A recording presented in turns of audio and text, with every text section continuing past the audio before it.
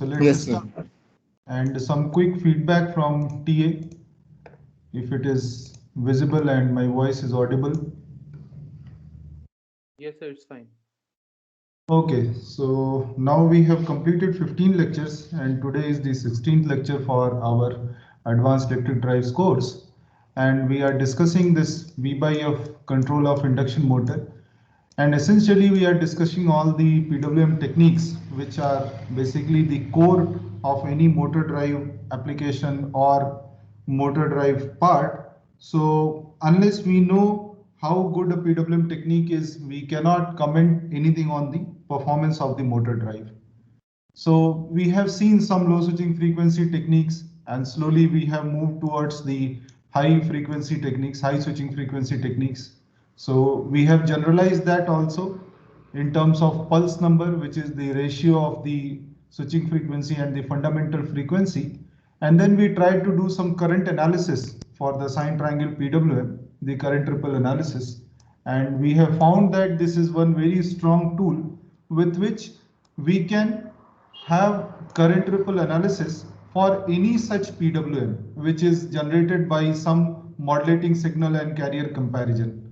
So we can have all the modulating signals against the triangular carrier, and then we can note down the pole voltages and then the VRN voltage what is coming over there. So we know the fundamental component because this is what we are trying to realize in terms of modulation index. So it's nothing but VDC by 2 into the value of the modulation index. So for that we have seen how it is the ripple is related to the voltage error. So whenever there is a difference between what is needed and what we are applying, there is error in the voltage, some error is created. So that is where we need to go for the basic equation which we have been using for ripple computation, which is this equivalent model of our circuit for the harmonics, and then we can draw simple straight lines to get the ripple values at different instants, and then we can have the peak to peak ripple or RMS ripple, whatever we want to have, and then we can judge our system how it is performing. So if we follow step by step these things, then we can analyze any PWM technique which is available in these terms. And we can also judge the waveforms, how it is going, or what is the power factor based on the ripple position.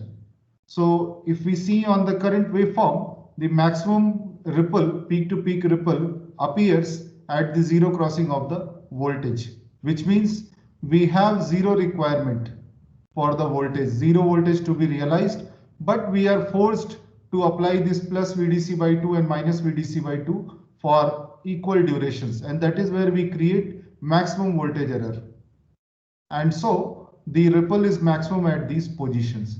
So this is an indication of what our power factor is. So actually we may have pole voltage which is all switchings. So we may not judge on basis of just switchings, but if we see the current waveform, we can immediately tell, okay, here is what our voltage is having the zero crossing. Another way to have the pulse width comparison. So wherever the pulse widths are almost equal, that is another way of getting the zero crossing of the fundamental voltage. So this is what we have done. Now, the worst value of peak to peak ripple we can work out on our own. So we can take the same analysis we can do for zero value of any, let's say R phase. If you keep at zero, then the current ripple in R phase would be worst. So this analysis we can do, and we can know for any system or for a given system what maximum peak to peak ripple we are going to see. So that is a very good analysis and very important if we are designing any practical setup. So, and this is true for grid connected converters as well. So similar technique can be used. Now, today we are kind of closing this sine triangle PWM, and then we'll be slowly moving towards the space vector based PWM techniques. So some array of PWM techniques which are based on the carrier comparison that we will discuss today. But first few basics we will understand, few definitions we will understand what it is and how it is done. So first thing which we all come across is modulation index.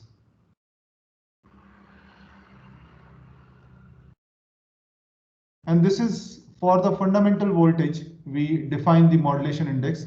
This is nothing but the per unit value of the voltage, fundamental voltage realized against the maximum possible realized voltage. So this is the definition of modulation index. What is the voltage value generated and what is the maximum possible voltage value for that particular PWM. So this varies from PWM to PWM. What value of M you have, that indicates what value of fundamental component you will have. For example, if we take our this low switching frequency waveform again, and where we have two switching angles per quarter. So alpha 1, alpha 2, we know these are the switching angles, and it is symmetric all over other ranges of the theta. So we know that for this waveform, if we have to write our fundamental component from Fourier analysis, we can write like 2 VDC by pi.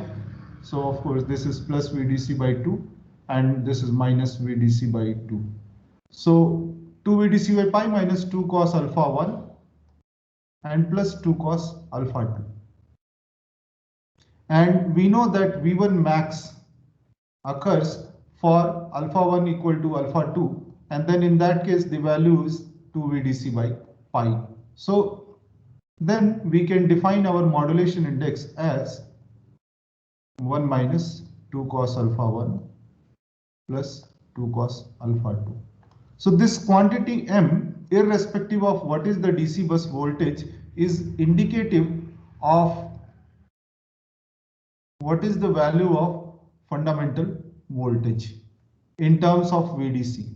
So any value of VDC, let it be 500 volts or 800 volts or any voltage. If you know the modulation index that it is 0.8, you can immediately tell what is the fundamental voltage amplitude. So this is what is true. I mean, this is true for the this low switching frequency PWM, and here this is the maximum limit. Let's say when we say M equal to 1, this is our square wave operation,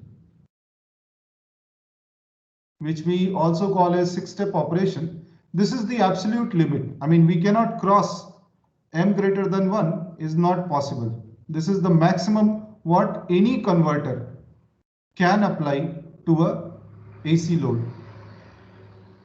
So any converter, DC to AC converter, it can apply maximum this voltage M equal to 1 to an AC load.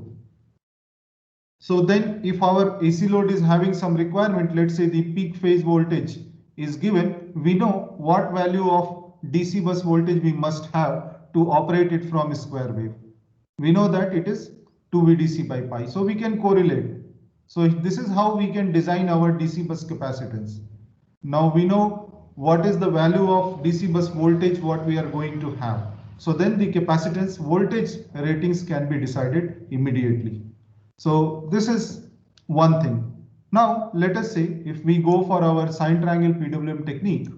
So for sine triangle PWM, we know that we are realizing on the basis of this switching cycle. So let's say this is the switching cycle given, the TSW. So on an average, we are trying to realize this voltage over here. This value is plus VDC by 2. This is minus VDC by 2. So this is how it is. Now we know that VRO average value is nothing but D times of VDC by 2. D is the duty ratio.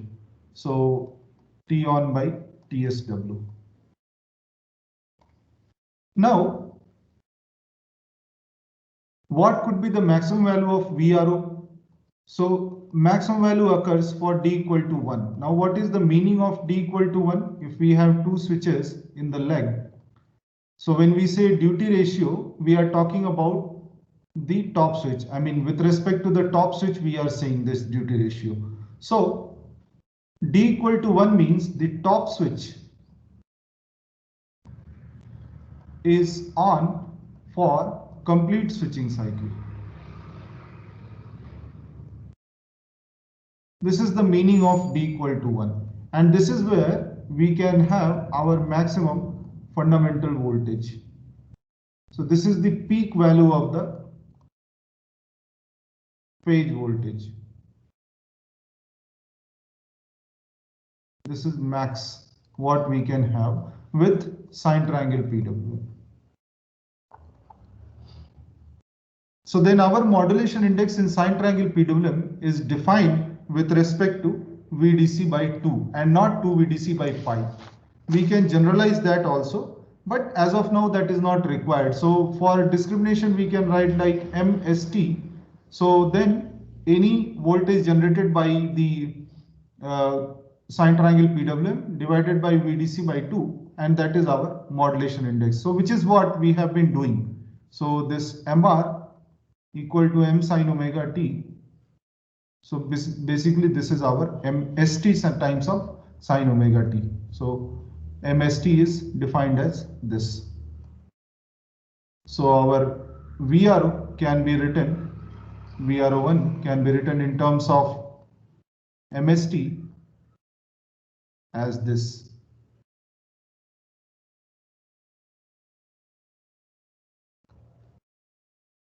So this is what we can have. Now, here we have yet not reached the limit of the power converter, which means 2 VDC by pi, which is absolute limit. But here we are only limited by the PWM technique. Means what? Our modulating signal can have at the most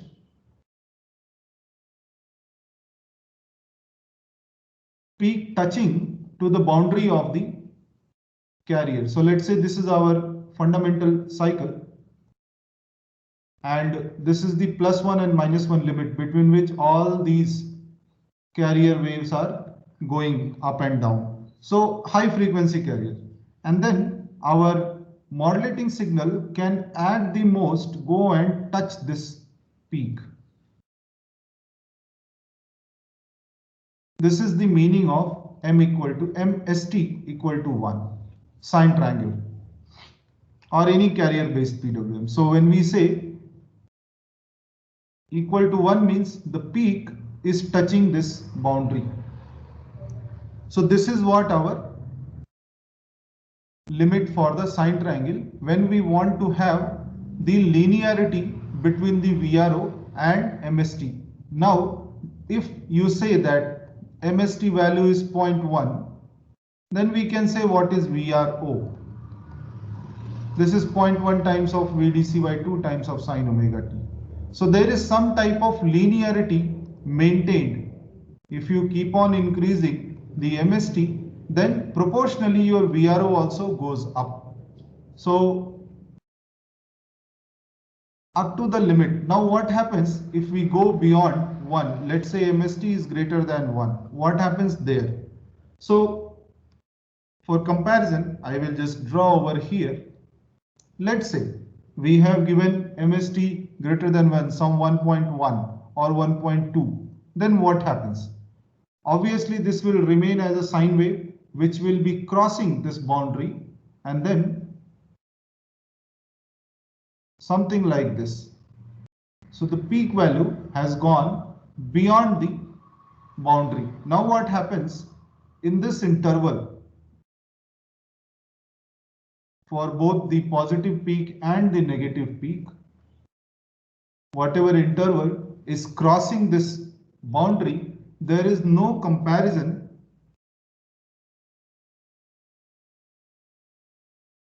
between the carrier and modulating signal. So if there is no comparison, or to say like modulating signal is always above carrier, means what? Our VRO will not be switching for all this interval. So if I draw VRO, for that duration, it will be clamped somewhere here and then clamped somewhere here. So this clamping will be at plus VDC by 2 and this will be at minus VDC by 2. And other than this, the PWM waveform will be switching. Here also it will be switching. Here also it will be switching. But this particular interval will not see any switching in the pole voltage or PWM waveform.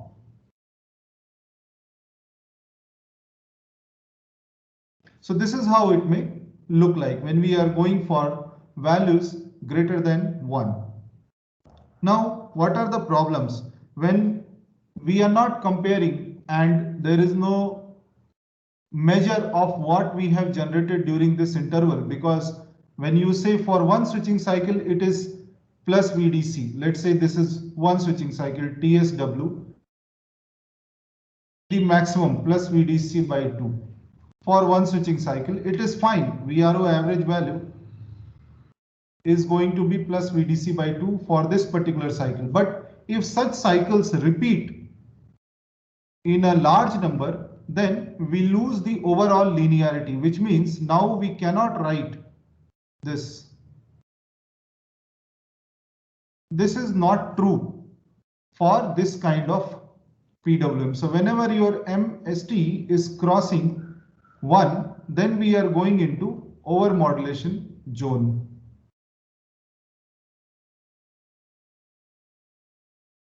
And we have lost the linearity. Now you cannot say that if you keep on increasing MR, you will get a continuous increase in VRO. Yes, it will increase, but it may increase in different proportion. So this is the meaning of this losing the comparison over here. This is the meaning. We do not know what value it is realizing. So which is where these two zones are very clearly demarcated for PWM techniques. So I can maybe summarize here. So let's say when you have MST between 0 and 1, then this is called linear modulation zone.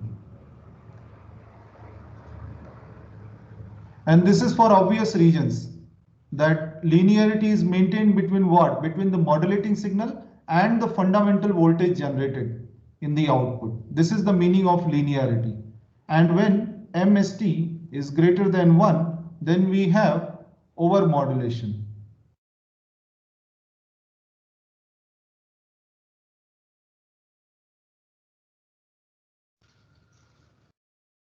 So these two zones, the sine triangle PWM can be divided into, or any carrier based PWM. As long as you have comparison with your carrier, you are sure about what voltage you are injecting. So this is what we have. Now, what are the consequences of having such PWM? Let's say we are deliberately injecting such kind of modulating signal into our system. What are the consequences? So first of all, we can see that VRO is clamped for longer time. So then which means if it is not switching, then there is tendency that it may have some lower order voltage harmonics.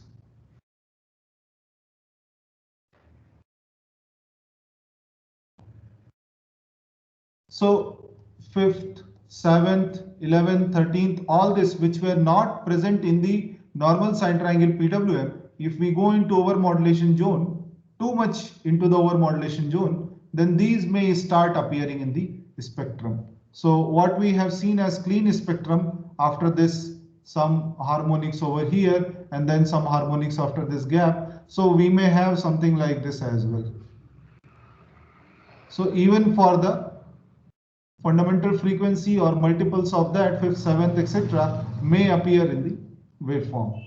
Another thing, if you notice that when we were doing this current ripple analysis, so the ripple was basically contained. Let's say we were switching continuously between some positive negative error, then positive error, then negative error, and some smaller negative error. So somehow we are changing the slope continuously.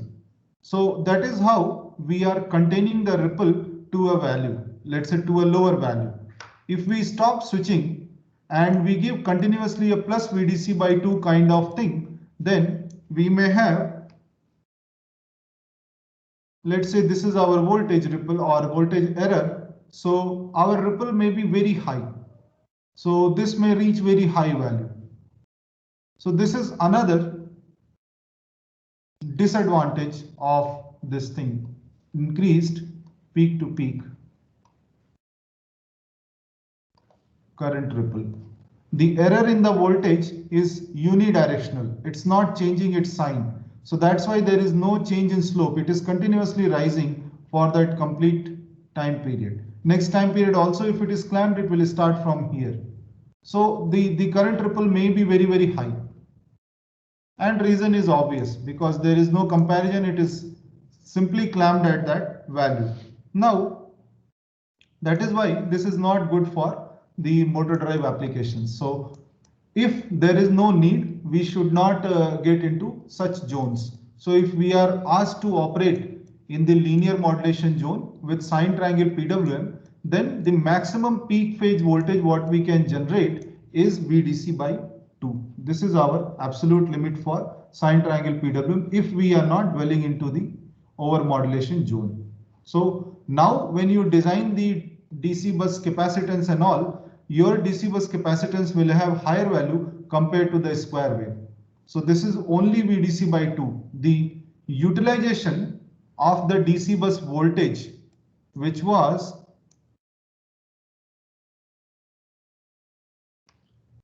2 VDC by pi for 6-step voltage.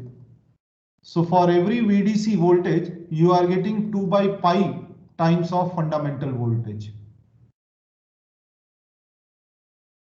But here, the utilization is only VDC by 2 for linear zone, which means for every VDC voltage, we are getting only half, 0.5 value of the maximum value of the fundamental voltage components. So this is what we are not utilizing our DC bus to the maximum in case of sine triangle PWM. Now what is the problem? The problem we have seen that the peak is touching the limit of the comparison limit of this modulating signal. So let's say this is our limit and we were having the sine wave. So it has, the peak has touched. Everything else is fine. Everywhere else we are having comparison, but only this peak has touched this limit, +1, -1. So, which means if we want to increase our DC bus utilization, so we have to somehow bring down this peak. Then we can probably take M value, MST value, little bit higher than 1. So we can have MST greater than 1 and still we can have linear modulation only if this peak does not cross this barrier. So what we can do, one solution which is proposed generally, that if you add any common mode in this waveform, let us say you add a third harmonic voltage in this modulating signal.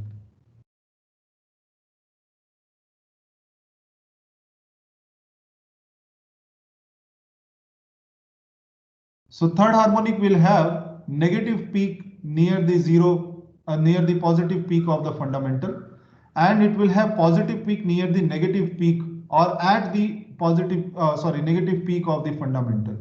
So the peaks are having opposite polarity, which means our resultant waveform will look something like this.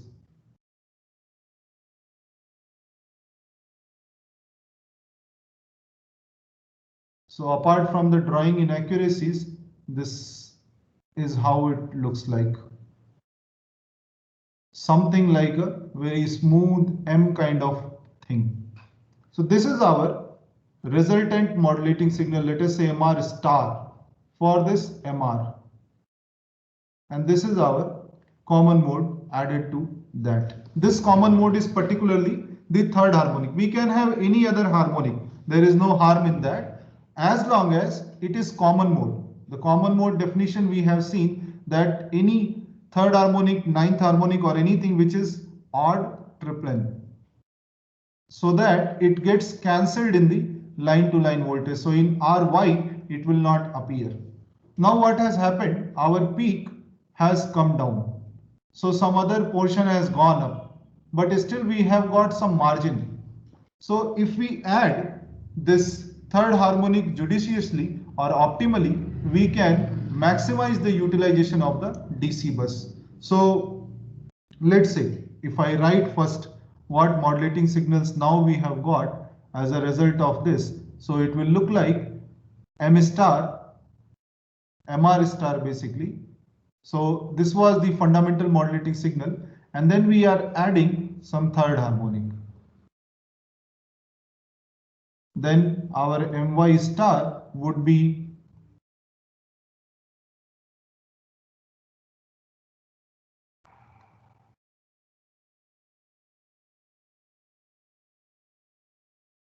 so here also despite 2 pi by 3 this comes back to this only, and MB star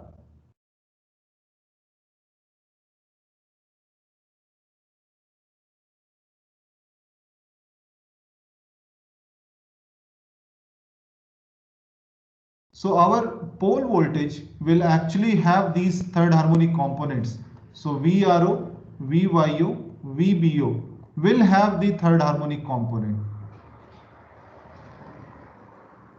because this is what we are injecting in our modulating signal. But since this is a common mode, so our VRY, VYB, VBR and also the VRN, VYN, VBN, these will not have this common mode.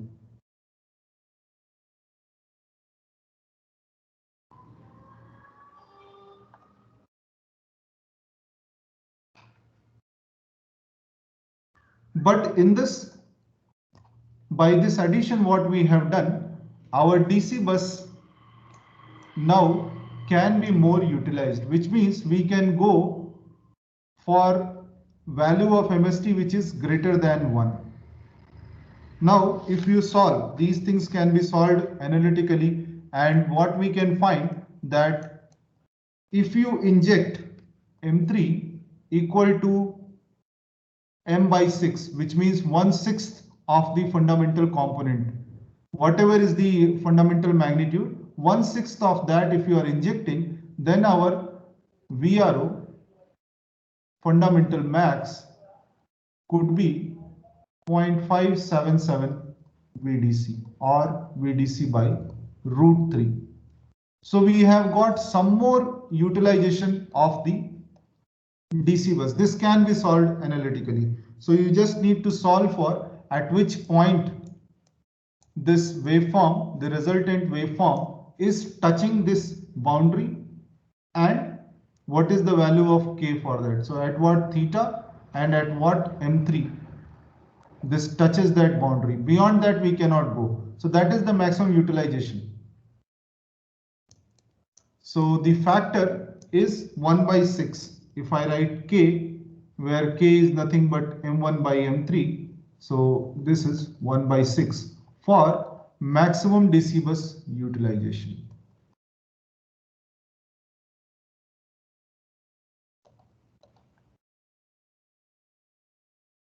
So now the VDC, if you see in terms of percentage, so we have got 15% more DC bus utilization, approximately 15%, some 15.4 or something. Now, which means if for the same load we need to design the DC bus capacitance,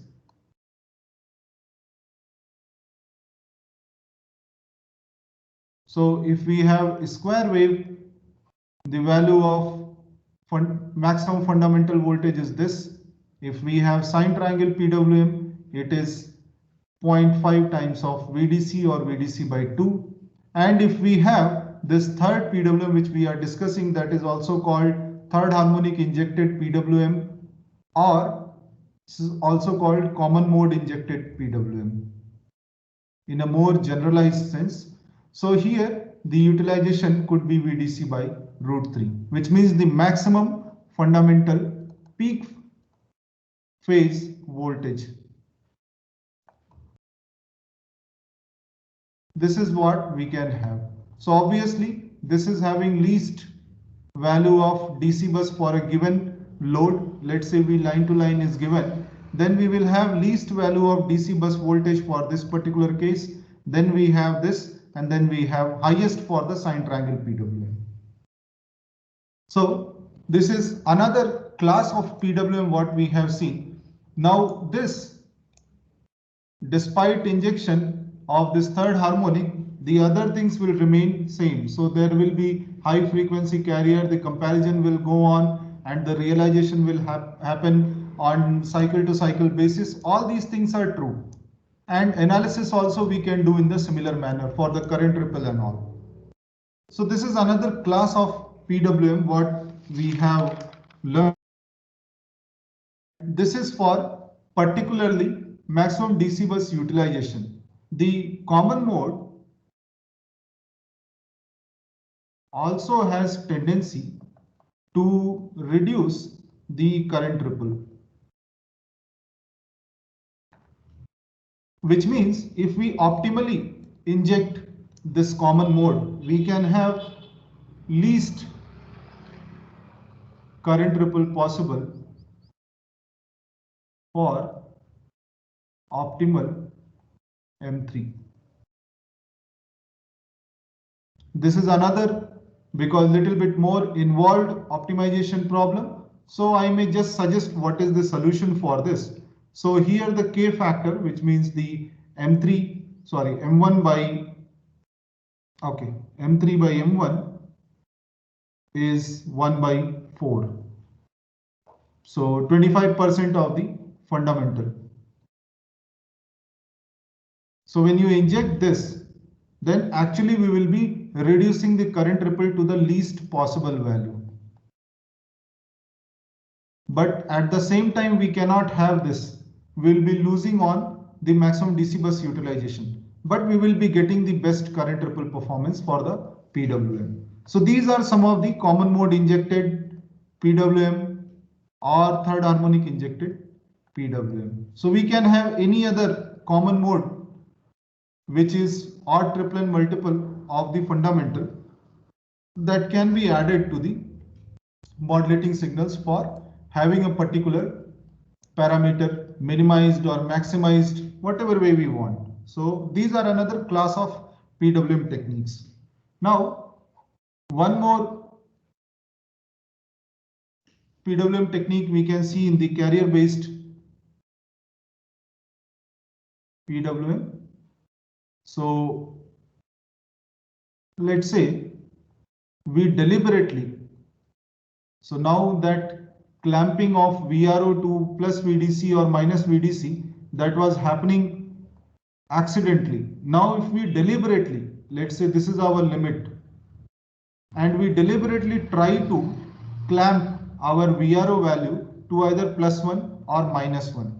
So this is our modulating signal, which is actually not touching any boundary. So this is very well within the boundary. But deliberately we are trying to clamp this to +1 or -1. Now why? What could be the advantage of that? So everything is having all the pros and cons both. If our VRO was getting clamped to plus VDC by 2 or minus VDC by 2, we were losing linearity. That is true. But what we were gaining is basically our switching frequency was coming down. It was not switching. Switching frequency was reduced for the same carrier frequency. Because comparison was not happening, so there was no switching in the VRO. So for same carrier, we had reduced switching frequency, and which means for the same carrier frequency, we had reduced switching losses. Switching energy losses are also reduced. Now, let's say for some applications where we have hundreds of kilowatt, few hundreds of kilowatt to operate, and somehow we do not want to complicate things by going into low switching frequency PWM and then designing this alpha 1, alpha 2 and also. what we can do, one way to reduce the switching losses is we can go for this technique. We can deliberately clamp our VRO 2 plus 1 or minus 1 near the peak or near any desired value so that our switching frequency is reduced, which means switching losses are reduced. So let's say we are clamping our PWM2 plus 1. So VRO is clamped here. Now why we are doing this here and other things we'll see, but just have a look of what is happening through some common mode addition. We have done this. Now what is the common mode, that also we will see.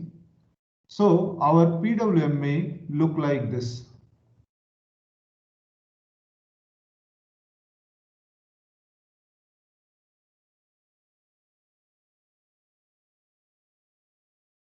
So this is one example of when we clamp our VRO or we clamp our modulating signal to any of the peaks.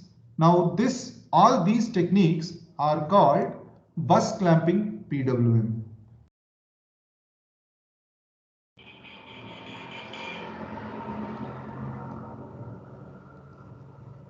Bus clamping, why? Because VRO is either getting clamped to plus VDC by 2 or minus VDC by 2, which means the positive DC bus or negative DC bus.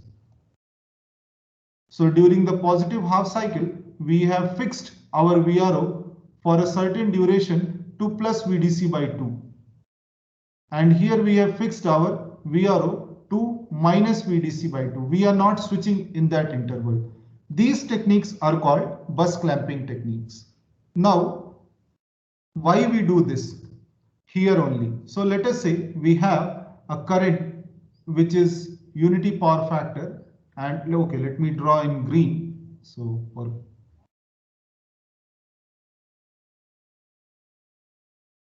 okay, let's say this is the current. Now if you observe, the peak value of current is occurring somewhere around the peak of the fundamental itself for unity power factor application or any high power factor application.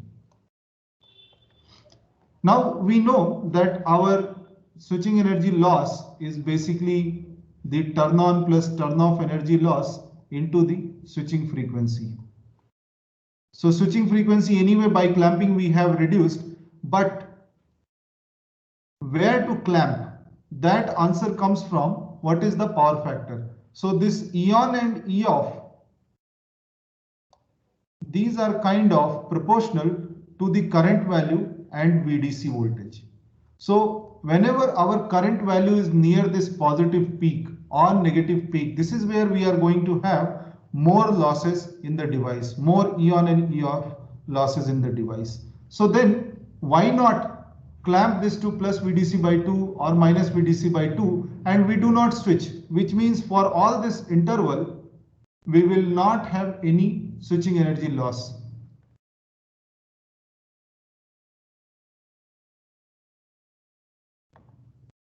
So that's the reason that we are choosing this range when we have high power factor or unity power factor loads over there.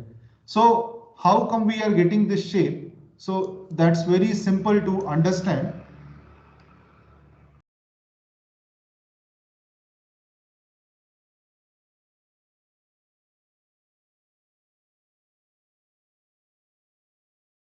If this is our fundamental cycle and this is our modulating signal,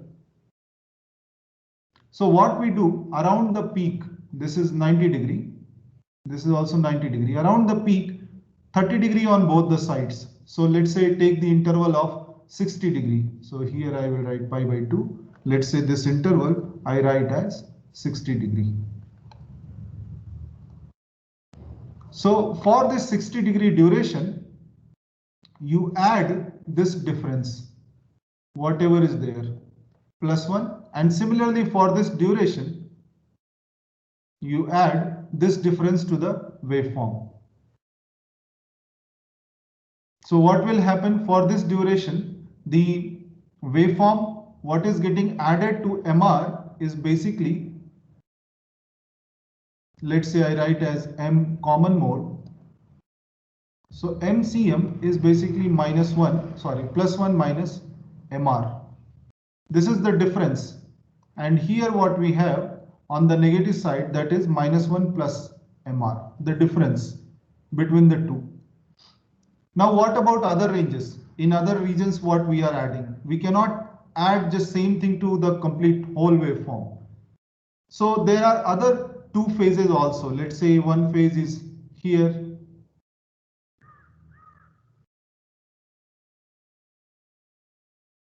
Another phase is here.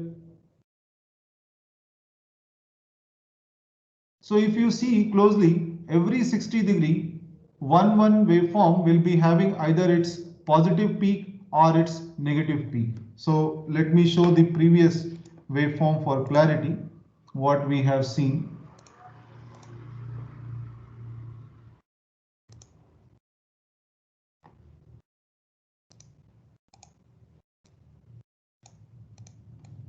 So if you closely observe, same thing what I was saying, for this around 90° we take this 60° interval, so we have R phase peak.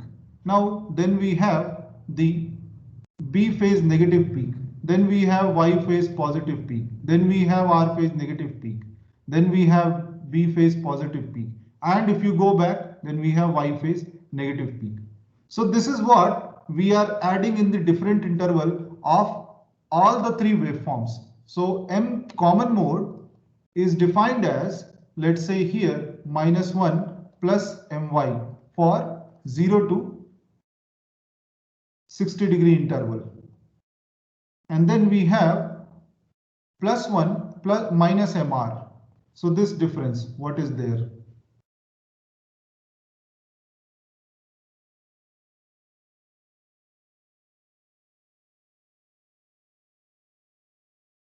For 60° to 120° interval, and so on. You keep on writing all these expressions. So you have 1, 2, 3, 4, 5, 6. These 6 intervals coming over here for every 60°. So this is your common mode, which will get added to all the three modulating signals. So our MR star, MY star, and MB star, this would be MR plus MCM, then MY plus MCM, and MB plus MCM, where MCM is defined like this. So if I show a practical waveform which is captured on an oscilloscope, so you will be able to understand, or maybe I should drag it here.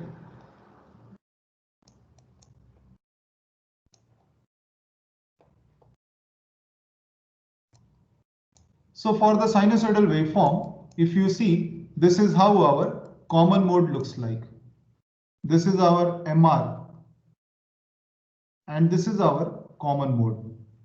So wherever this peak is coming, we are adding this.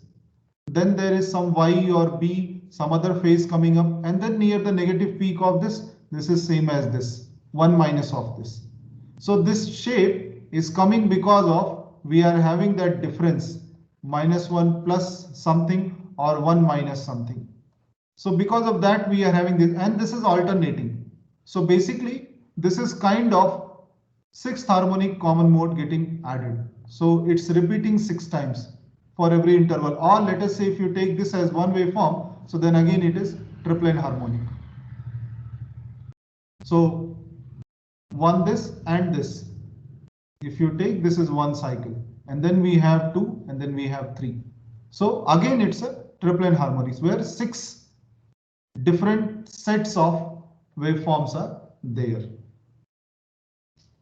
Now, how our resultant waveform looks like? So what I had drawn earlier, this looks something like this. So wherever this is coming near the peak, so this is getting added and becoming 1. So near the negative peak, it is getting added and becoming minus 1. And for rest of the period, it is just getting some different shape than what it was originally. And again, because it's a common mode, triplet harmonic, and actually lot of other harmonics, not just third harmonic. There is third, ninth, 15th, etc. A lot of triplet harmonics are there. So that is why all these does not appear in our line to line voltage and line to neutral voltage. So this is what the shape looks like. Am I clear? Anyone? Yes. Yes, sir. Yes, Yes, sir. sir. Yes, sir.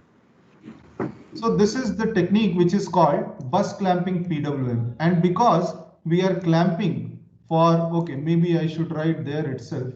So that will be clear.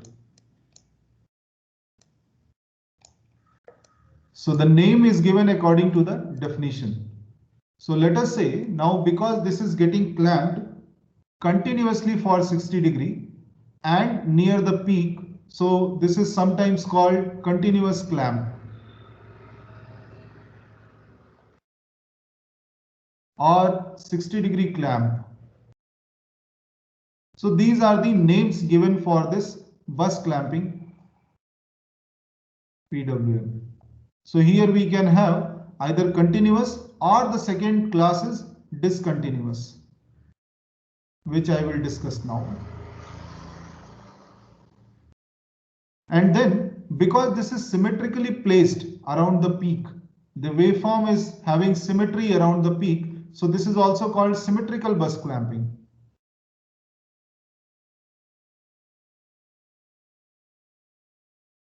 Now, some things I leave up to your imagination. You can just imagine if, let's say, we have a low power factor load. So whether it could be leading or lagging both, I'm assuming a general case. So not confined to only motor loads. So let's say this is our cycle, then our waveform, current waveform could be something like this, or it could be something like this. So lagging or leading, that is these are the two options other than high power factor or unity power factor. Now, instead of clamping near the peak symmetrically, because that is where we will have lower values of current, so it may not be beneficial. So what if we shift this clamp to one side? Let's say for lagging load, little bit you, instead of having from 60 degree to 120 degree, you have from 90 degree to 150 degree. Again 60 degree only. But this will be asymmetrically placed. It will start from here and then end here. So then the wave shape will be completely different and we'll be doing the same mathematical computation, and this common mode will also look very different. And because there is asymmetry, so now this will be called asymmetric bus clamping PWM.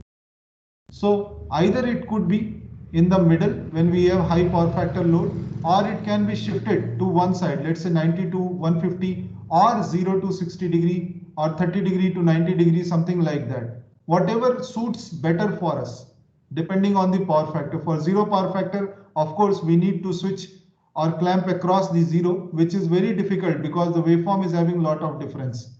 So better to have something like 30 degree to 90 degree range or 90 degree to 150 degree range. So this will not only reduce your switching frequency, but switching losses also to some extent compared to this symmetrical 60 degree clamp where we are having clamping at the middle for low power factor loads. This is particularly for low power factor loads we are doing. Now we may have another option. Why have 60 degree together? Why not split it? So split and make it two part. So you have 30 degree on one side and 30 degree on another side. So this is our modulating signal. So instead of having clamping at the middle or maybe together 60 degree on either side, we are just shifting. So we are, let's say, clamping between this interval and then clamping between this interval. And both durations are, let's say, 60 degree. 30 degree each. So total again 60-degree duration. This is, now you can see the wave shape, how it has changed. The clamping is here and it is symmetrical. Again, this comes under symmetrical bus clamping PWM.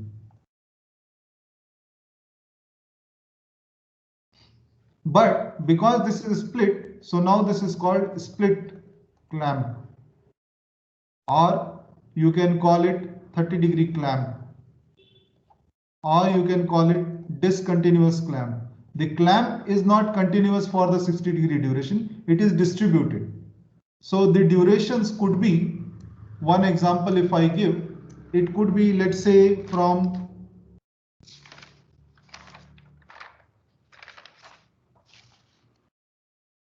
30-degree to 60-degree in the positive half, if I say, and then another could be 120-degree to 150-degree. So 30-degree, and then peak is now not clamped. So then again, for low power factor applications, this is better. Low power factor loads, the current will have more value or higher value around the lower values of fundamental voltage. So then clamping near that could be good. Now, this is symmetrical. When we are having 30-degree, we can have any gamma value instead of 30-degree. So from gamma to, let's say, 60-degree plus gamma. And here also another, let's say, beta to some 150-degree plus beta.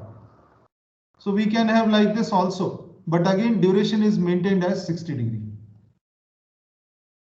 So now this is not symmetrical. What we have seen is split cam 30-degree, that is symmetrical, but here it is asymmetrical. So that is another class of PWM. And please understand that these are the practical things which are being used in industry and other places. These are not just theoretical. So what is happening to switching frequency, because we are clamping for 60-degree on the positive half plus 60-degree on the negative half, that means for 120-degree we are clamping. So the effective switching frequency is basically 2/3 of the original switching frequency.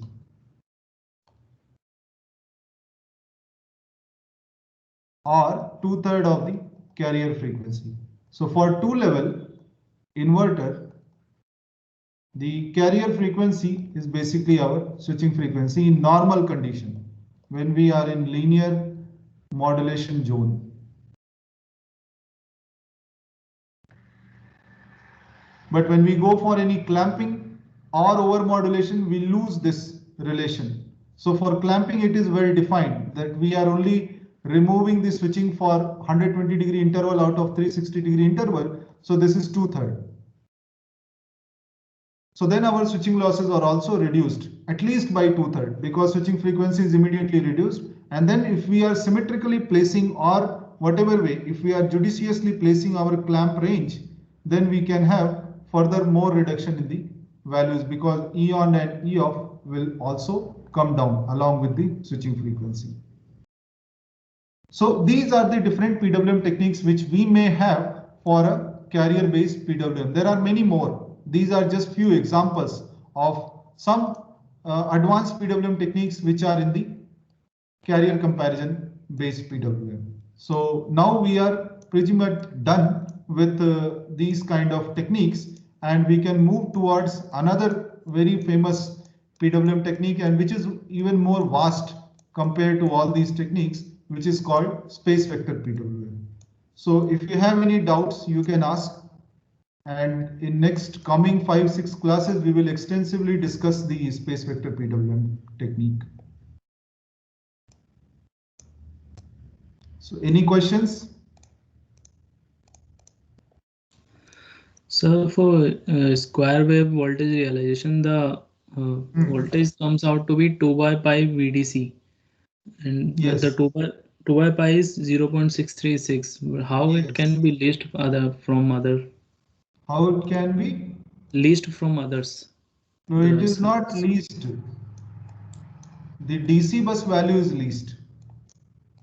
You did not hear the statement properly. Least DC bus value for the same load value.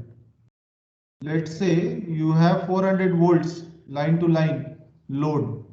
For this, if you have to compute the DC bus value for 3 PWM wave this techniques, you will find that the square wave requirement is minimum.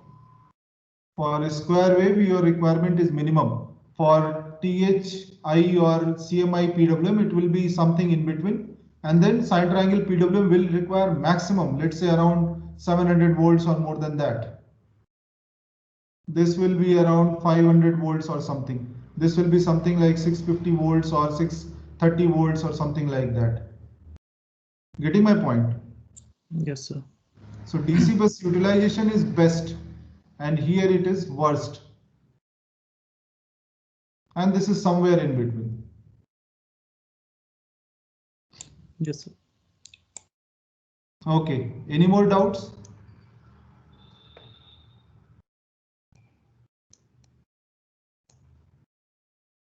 So a lot of things we have covered today. So do listen to this lecture again and try to work out some of the things on your own. Then probably you will gain more clarity. So finding out some literature or something may be difficult. Some of the IEEE papers and all that could be there.